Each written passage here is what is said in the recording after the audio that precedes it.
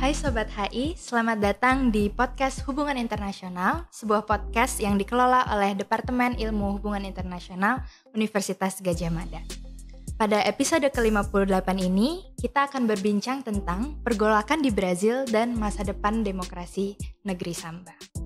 Saya, Diah Apsari, atau lebih akrab dipanggil Diah, akan memandu podcast kali ini. Dan kita akan berbincang dengan Dr. Riza Nur Arfani atau lebih akrab dipanggil Mas Riza. Mas Riza adalah dosen di Visipol dalam Departemen Hubungan Internasional Universitas Gadjah Mada dan beliau merupakan pengampu kelas politik di Latin Amerika dengan fokus riset dalam politik internasional dan pembangunan.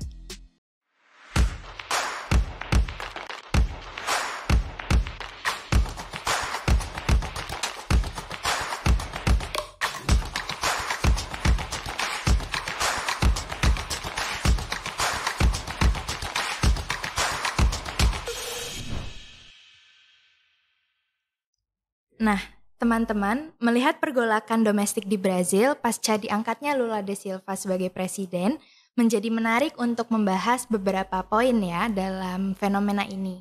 Yang pertama, kita akan membahas mengenai status quo demokrasi di negeri Samba, lalu akan dilanjutkan dengan konteks yang melatar belakangi kegaduhan domestik di Brazil, dan kaitannya dengan konteks demokrasi global dan juga regional, serta dampaknya pada masa depan demokrasi Brazil dan Latin Amerika. Nah, tanpa berlama-lama, mari kita menyapa narasumber kita dan memulai podcast ini. Selamat siang, Mas Riza. Selamat siang atau sore atau malam atau pagi, Sobat HI di mana-mana. Ya, baik. Kita akan memulai langsung ya, Mas Riza, dengan pertanyaan pertama. Sebenarnya apakah Mas Riza bisa menjelaskan ada apa dengan demokrasi Brazil saat ini?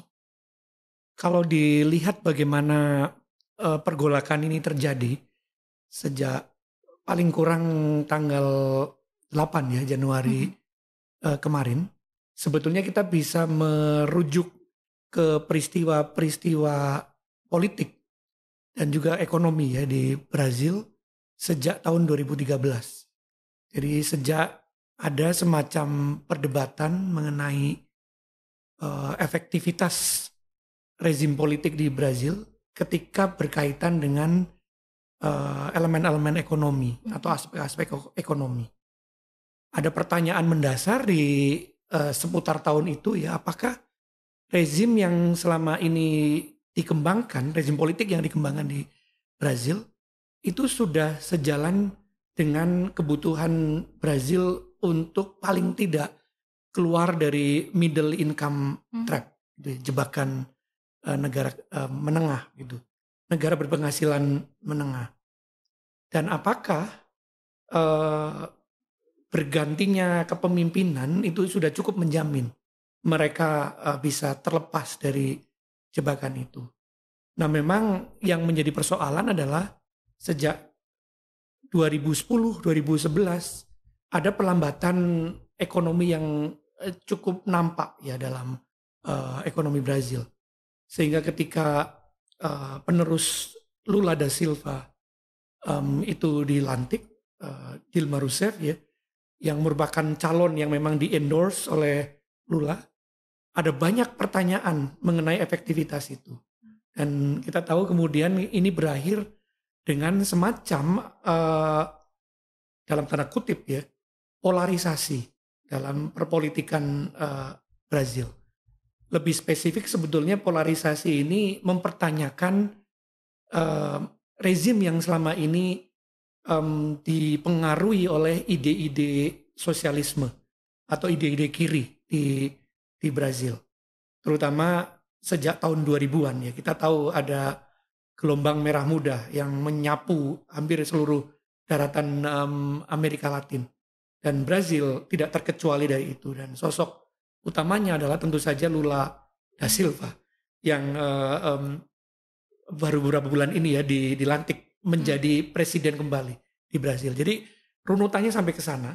Dan saya kira latar belakang itulah yang kemudian menjadikan terpilihnya Jair Bolsonaro di tahun 2018 ya, pemilunya sejak 2017 tapi 2018 dia terpilih menjadi presiden Brazil, menjadi semacam kalau kita boleh bilang political catalyst untuk polarisasi yang sudah sedemikian akut dalam politik Brazil. Sebagai katalis, tentu saja sosok Jair Bolsonaro menarik untuk kita bahas lebih lanjut.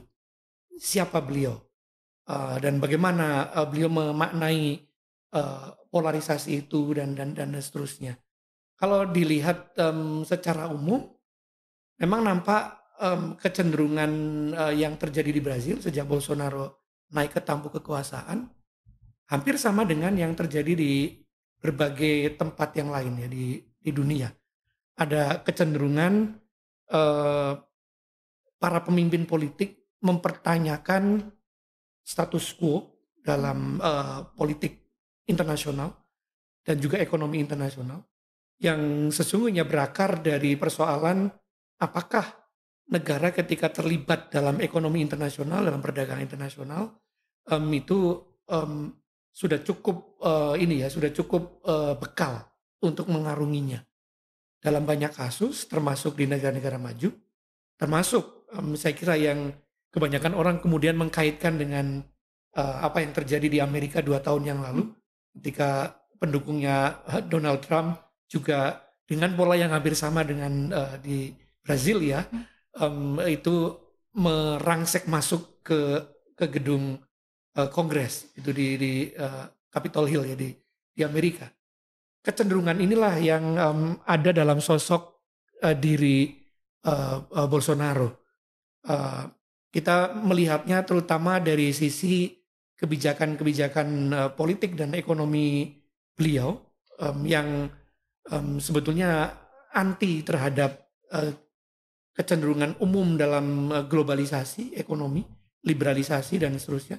Tapi dalam perpolitikan ini mewujud dalam bentuk populisme yang ekstrim. Jadi Bolsonaro adalah sosok saya kira yang mewakili salah satu concern masyarakat Brazil mengenai tadi efektivitas demokrasi ketika berhubungan dengan ekonomi. Concern itu ada di mana-mana, di semua lapisan masyarakat Brazil. Dan itulah yang kemudian semacam dikapitalisasi secara politik oleh Bolsonaro. Dan dia yakin bahwa itulah cara yang efektif untuk mengembalikan Brazil, ekonomi Brazil ke jalurnya. Dan sayangnya memang persoalan mendasar yang selama ini juga dihantui atau menghantui rezim politik yang sosialis atau yang berbau-bau kiri itu di Brazil dalam bentuk political corruption, korupsi politik tidak bisa ditangani juga oleh rezim yang kanan seperti yang ditunjukkan oleh Bolsonaro, sehingga publik kemudian semakin polarized dan pada saat yang sama semakin menumbuhkan political distrust ya, pada norma-norma demokrasi yang sudah 30 tahun ya dicoba ditanamkan dalam politik Brazil. Itu yang sebetulnya memprihatinkan. Apakah gejolak yang terjadi minggu lalu itu di tanggal 8 Januari itu sinyal bahwa political distrust semakin meluas gitu, atau sebetulnya dia semata-mata simptom yang kalau dalam sejarah Brazil itu terjadi berulang kali ya, simptom politik. Bedanya sekarang saya kira dari sisi konsolidasi demokrasi saya yakin sudah cukup matang begitu. Terbukti militer yang dibujuk-bujuk untuk terlibat, untuk intervene tidak tergoda untuk ke sana. Kita masih perlu tes ini juga ya, apakah militer akan tergoda atau tidak. Tapi sejauh ini tidak gitu. Sehingga dari sisi itu kita melihat sebetulnya ini simptom yang sebetulnya ada obatnya. untuk kasus di Brazil. Itu saya kira latar belakangnya dia. Dan kita perlu mencermati dari hari ke hari, paling tidak dalam 6 bulan ke depan, apa yang akan terjadi di sana, di Brazil. Gitu. Baik, jadi menarik bagaimana Mas Riza sudah merangkum ya apa yang terjadi dalam demokrasi Brazil akhir-akhir ini, khususnya dengan kulminasi acara yang kita lihat pada 8 Januari tahun ini, yaitu adanya pengerengsekan ke dalam gedung-gedung pemerintah di Brazil oleh pendukung dari Bolsonaro.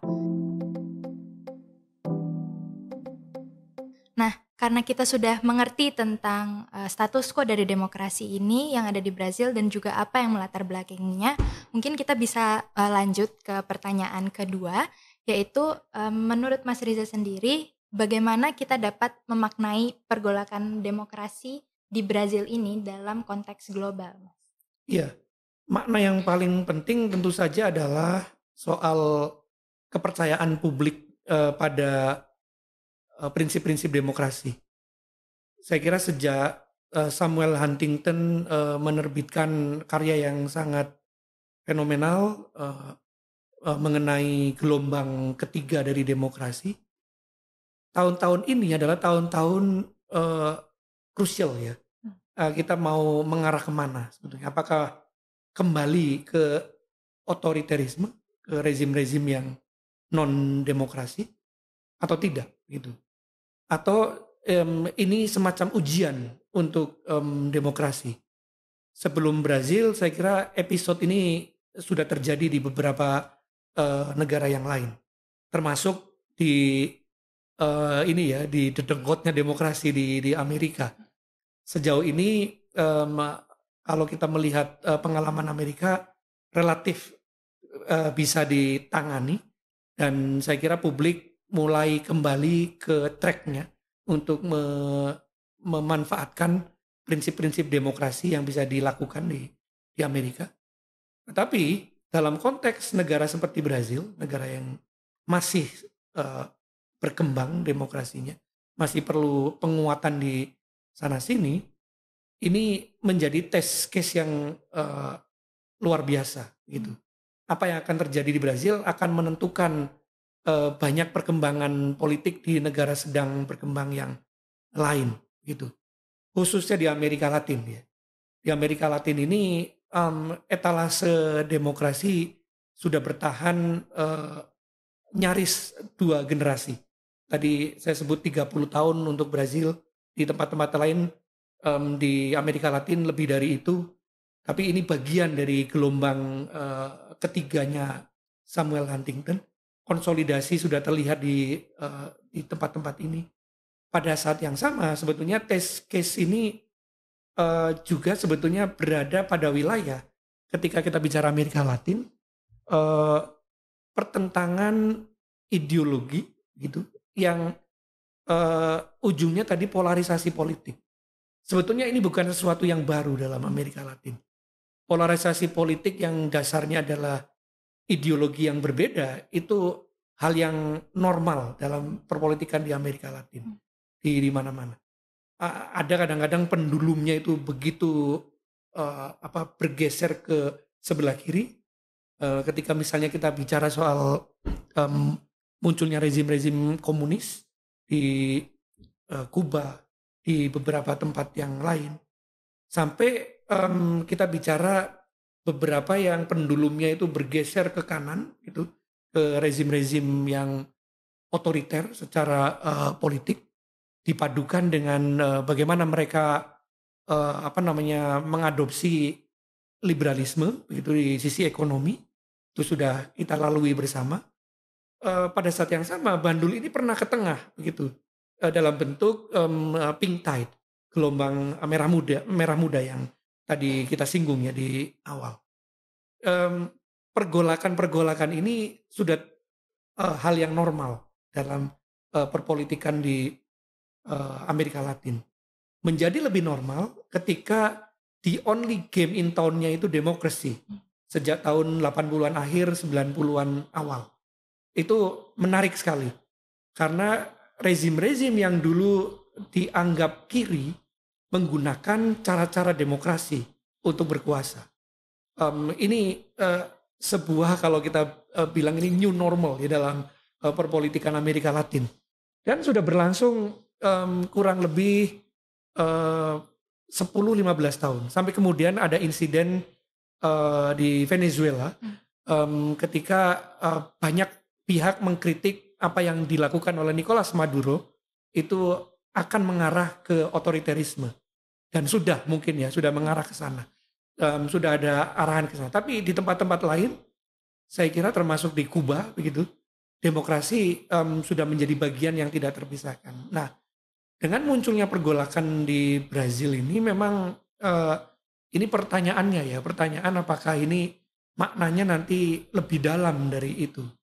Kalau saya sendiri memaknainya itu sebagai simptom yang sebetulnya ada obatnya. Ada obatnya dalam konteks Amerika Latin.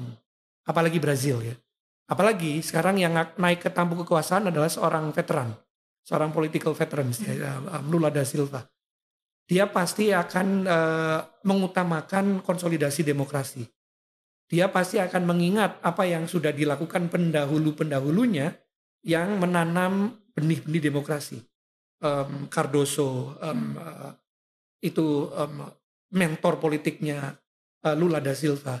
Itu akan diingat ya. Dan saya kira yang harus dilakukan adalah membuat bandulnya kembali ke tengah begitu. Pendulumnya kembali ke tengah.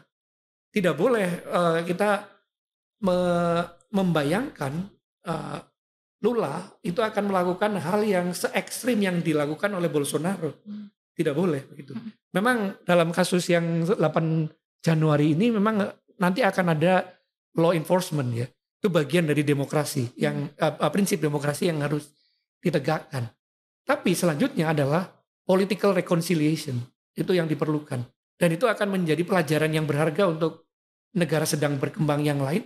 Tidak hanya di Amerika Latin, tapi di luar Amerika Latin. Kalau kita kembali ke Asia Tenggara, masih banyak yang perlu memetik pelajaran dari sana. Ya, ada secercah harapan di Malaysia ya, dengan munculnya veteran politik juga, Anwar Ibrahim, Democratic Champion juga, gitu. Kita masih berharap itu nanti menular ke Thailand, harapan yang mungkin agak ambisius mungkin ke Myanmar, tapi itu yang ingin saya tunjukkan bahwa pada level global apa yang terjadi di Brazil itu sangat sangat penting untuk dicermati lebih jauh, dan itu makna yang harus kita ambil ya dari peristiwa yang terjadi di minggu lalu, dan nampaknya sekarang sudah mulai ada resolusi untuk itu. Tinggal bagaimana pemerintah atau rezim Lula ini nanti menindaklanjutinya. Itu seperti apa? Yang tadi saya sebut yang diperlukan adalah rekonsiliasi politik. Tidak boleh dibiarkan ini berkembang liar ya polarisasinya. Itu. Baik, menarik juga bagaimana Mas Riza melihat tren di Latin Amerika ya tentang pendulum politik yang ada di Latin Amerika dan bagaimana mereka berusaha berkonsolidasi dengan demokrasi. Sebenarnya saya juga sedang memerhatikan Latin Amerika dan melihat bahwa di Peru juga sekarang sedang ada pergolakan, Mas. Karena politik kiri yang berusaha dibawa Pedro Castillo itu pada akhirnya diturunkan oleh Kongresnya sendiri. Jadi mungkin menarik juga untuk melihat di kedepannya apakah politik kiri yang dibawa oleh Lula da Silva juga akan mengalami tekanan yang sama seperti di Peru dan di negara-negara lain. Itu satu poin yang nanti akan perlu kita cermati lebih lanjut, tapi berdasar pengalaman atau track record dari Lula yang berkuasa lama ya di Brazil di bawah partai buruh gitu, maka yang bisa kita harapkan adalah bahwa dia tidak akan menganggap tekanan itu sebagai tekanan yang membuat dia semakin menarik pendulumnya ke kiri, gitu, ke arah yang semakin polarized, gitu. Saya berharap begitu, supaya nilai-nilai demokrasinya masih bisa dipertahankan, political trust dari publik masih bisa di-revive, dihidupkan kembali, Dan itu memang nanti berkaitan dengan ekonomi. Eh, seberapa Lula da Silva ini nanti bisa merancang tim yang secara ekonomi tidak punya kaitan vested interest gitu yang berlebihan. Seperti yang ditujukan di periode setelah dia tidak berkuasa dan diteruskan oleh Dilma Rousseff ya.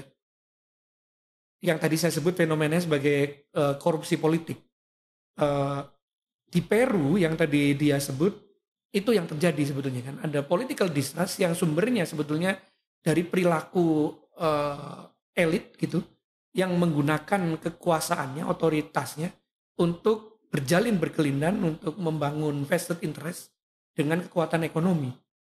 Jadi itu sesuatu yang sebetulnya bertentangan dengan esensi demokrasi yang substantif gitu, yang mengandalkan prinsip-prinsip yang terbuka, transparan, inklusif dan seterusnya. Dan di periodenya Dilma Rousseff itu tidak terjadi. Dan itu yang kemudian diakhiri dengan impeachment yang menjadi salah satu bahan baku untuk polarisasi lebih lanjut. Dan sekarang saatnya Lula untuk membuktikan bahwa yang dia pimpin nanti berbeda dengan yang dulu begitu. PT Partido Trabalhadores ya, bahasa Portugal ini, Partai Buruh itu tidak boleh lagi menjadi objek dari polarisasi. Kan dulu polarisasinya antara yang pro PT dengan yang anti PT, yang pro Partai Buruh dengan yang anti buruh. Itu objek polarisasi yang dominan dan Bolsonaro memanfaatkan itu.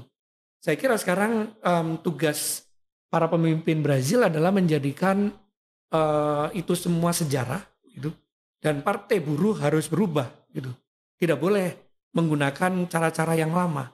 Dan itu memang esensinya adalah pengelolaan ekonomi. Pengelolaan ekonominya bagaimana? Kalau mengulang hal yang sama, itu yang kita khawatirkan. Kita khawatirkan akan ada defisit yang semakin mendalam dari demokrasi. Political distrust yang semakin mendalam dari publik. Gitu. Oke, jadi menurut Mas Riza, salah satu obat untuk kejadian yang sudah terjadi dalam demokrasi Brazil itu ada dua, nggih. Yeah. Pertama adalah untuk mengembalikan political trust dalam masyarakat itu sendiri, dan Lula punya PR untuk mendorong partai-partainya atau partai yang ada di bawahnya untuk menggalakkan political unity begitu, agar tidak mendorong polarisasi kembali. Dan salah satu caranya adalah melalui perbaikan ekonomi begitu. Baik, sekarang kita akan lanjut ke pertanyaan selanjutnya. Dan kita akan melihat secara lebih luas ke depan, ke masa depan Brazil dan ke masa depan demokrasi itu sendiri. Menurut Mas Riza, bagaimana dampak pemilihan Lula da Silva untuk demokrasi Brazil dan lebih luasnya untuk Latin Amerika? Saya melihat dari sisi positifnya ya, bahwa selemah apapun rezim politik yang terbangun di Brazil, selemah apapun rezim pemilihan di Brazil, tapi pada akhirnya menghasilkan sesuatu, menghasilkan Lula yang kemudian dipilih dengan suara mayoritas menjadi presiden kembali di Brazil. Dari sisi itu sebetulnya sisi positifnya adalah publik masih cukup yakin dengan rezim politik di Brazil yang basisnya demokrasi. Sisi positif yang lain, ada sesuatu yang saya kira dilihat oleh Bolsonaro sebagai upaya untuk mempertahankan kepercayaan publik. Yang ya ini masih hipotetikal ya, yang dia kemudian menjadikan itu sebagai bagian dari proses peralihan atau transisi kekuasaan secara damai. Dia memang pergi ya, setelah itu pergi dan memilih ketika Lula da Silva dilantik, memilih untuk berdiam di Florida gitu dan menyaksikan dari luar gitu. Tapi sisi positifnya adalah ya walaupun ada pergolakan minggu lalu di 8 Januari itu, nampak sebetulnya ada keinginan untuk menjaga jarak dari pendukung-pendukung loyalis-loyalis yang mungkin tidak rasional gitu, yang memanfaatkan memanfaatkan tema-tema kecurangan pemilu, tema-tema kelemahan sistem pemilihannya dan lain-lain, dan membiarkan transisi politiknya berjalan gitu. Dan sudah terjadi. Nah, tapi memang kan pertanyaannya mengapa tetap ada itu ya, ada pergolakan peristiwa perangsekan massa tidak hanya ke lembaga legislatif tapi juga ke lembaga eksekutif dan juga lembaga yudikatif di Brasilia. Pertanyaan orang kan sebetulnya ini ada apa begitu kan? Dan kalau melihatnya dari perspektif demokrasi yang sudah berkembang di Brazil, saya kembali kepada asumsi saya bahwa ini simptom yang sebetulnya akar persoalannya adalah ekonomi gitu. Simptom yang sebetulnya masih bisa ditangani secara politik gitu. Memang ada pertanyaan lebih jauh menyangkut lembaga kepresidenan di Brazil. Itu akan dimaknai, akan dijalankan dengan cara apa oleh Lula da Silva. Kita tahu di banyak tempat di Amerika Latin ada istilah presidensialism ya dalam politik mereka, yang menunjukkan bahwa presiden adalah pusat dari segala-galanya, sehingga seringkali demokrasi itu macet di sana karena secara substantif, karena kekuasaan otoritas yang begitu besar, tidak hanya secara prosedural tapi juga secara kultural dalam perpolitikan di Amerika Latin. Nah, ini yang sebetulnya jadi PR, tidak hanya untuk Brazil tapi juga di banyak tempat di Amerika Latin. Bagaimana mereka merespon perubahan-perubahan politik ini dengan lembaga kepresidenan mereka. Seperti apa yang akan dilakukan gitu oleh mereka. Saya cukup yakin sebetulnya dalam waktu 30 tahun konsolidasi demokrasi sudah terjadi, 30 tahun lebih ya di Amerika Latin. Ada banyak yang bisa kita pikirkan mengenai lembaga kepresidenan di Amerika Latin. Salah satunya adalah ketika kita bicara soal kemampuan mereka untuk survive dari pandemi, misalnya di 2 tahun belakangan ini ya, untuk survive dari krisis-krisis ekonomi finansial yang melanda dunia sebelum itu ya. Itu kemampuan yang sebetulnya dicapai oleh mereka-mereka yang mengandalkan pada meritokrasi. Antara lain ada di lembaga kepresidenan. Termasuk sesungguhnya di Brazil begitu. Walaupun secara politik mereka minoritas ya. Secara birokrasi mereka minoritas, tapi benih-benih itu ada, dan itu sebetulnya kalau kita bicara performance itu yang terjadi di Chile, dalam batas tertentu di Argentina, gitu, dalam batas tertentu juga di Kolombia, mereka berhasil membuat birokrasi di lembaga kepresidenan secara khusus ya, dan secara umum di lembaga eksekutif itu bisa basisnya merit gitu. Basisnya keperluan untuk bertumbuh secara ekonomi. Sudah ada itu. Di Brazil benihnya ada.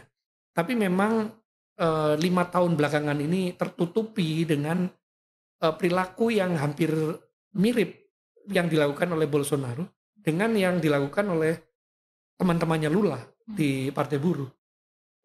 mirip dalam pengertian mereka membiarkan komplikasi politik ekonominya terjadi. Itu yang sesungguhnya harus segera ditangani. Dan oleh karenanya kehadiran Lula da Silva kembali ke perpolitikan Brazil, ya memang ada yang ini ya cukup sanksi. Apakah bisa begitu dia berubah? Tapi saya termasuk yang cukup yakin dia bisa berubah. Gitu. Dia bisa berubah, dia bisa mengubah konstelasi politiknya. Secara internal dia bisa mengubah partai buruh supaya lebih rekonsiliatori, gitu cara pendekatannya, tidak terlalu eksklusif. Dia bisa berubah kalau nanti yang mengomandani bidang-bidang ekonomi adalah sosok-sosok yang memang merit gitu, basisnya merit, basisnya profesional, bukan karena kebutuhan untuk memenuhi konstituensi dari partai buruh, bukan, tapi untuk menangani pelemahan pertumbuhan, pelambatan pertumbuhan yang sudah berlangsung lebih dari 1 dekade di Brasil. Dan itu yang tadi saya sebut, apakah akan membiarkan Brazil terperangkap dan kembali ke era-era lama? Saya kira tidak ya. Berdasar pengalaman saya berbincang dengan teman-teman sesama peneliti dari Brazil, mereka punya semangat untuk membawa Brazil kembali ke track ketika Lula da Silva dulu berkuasa yang pertama ya, di tahun 2000-an awal. Dan yang bisa mengkombinasikan antara sisi sosialisme dengan sisi liberalisme. Itu kombinasi yang saya kira cukup mumpuni ya, sudah dilakukan oleh Lula da Silva, meskipun kemudian tadi berujung dengan tragedi dia sendiri tersangkut dalam kasus korupsi, sempat dipenjara juga begitu. Dan ini saatnya payback gitu ya, membayar apa yang sudah dilakukan dan menunjukkan kepada masyarakat Brazil dia di hope gitu, dia harapan begitu sekarang ini. Jadi itu yang saya ambil sisi yang positifnya dia itu. Jadi memang kalau kita lihat sekarang masih banyak pertanyaan ya Mas tentang bagaimana Lula akan membawa demokrasi Brazil di masa depan. Namun setidaknya Mas Riza sudah merangkum bahwa ada beberapa syarat jika demokrasi memang ingin diperbaiki oleh Lula. Yang pertama adalah jika dia bisa membawa jajaran yang lebih rekonsiliatori, khususnya dalam partai buruhnya. Dan yang kedua, jika dia bisa membuat jajaran politik dan ekonomi yang lebih merit-based, agar lebih profesional, begitu. Dan harapannya adalah jika dua ini terpenuhi, maka demokrasi dalam semangat sosialisme liberalisme yang ingin dicapai oleh Lula bisa dipenuhi juga dan bisa dilihat buah-buahnya oleh masyarakat Brazil itu sendiri. Jadi teman-teman, kita sudah banyak berbincang tentang apa yang terjadi dengan demokrasi Brazil saat ini dan juga dampaknya pada Latin Amerika dan lebih tepatnya pada demokrasi global. Jadi teman-teman, terima kasih banyak Sobat HI sudah menonton dan mendengarkan podcast Hubungan Internasional episode 59. Sampai bertemu lagi di episode selanjutnya. Terima kasih semua. Terima kasih.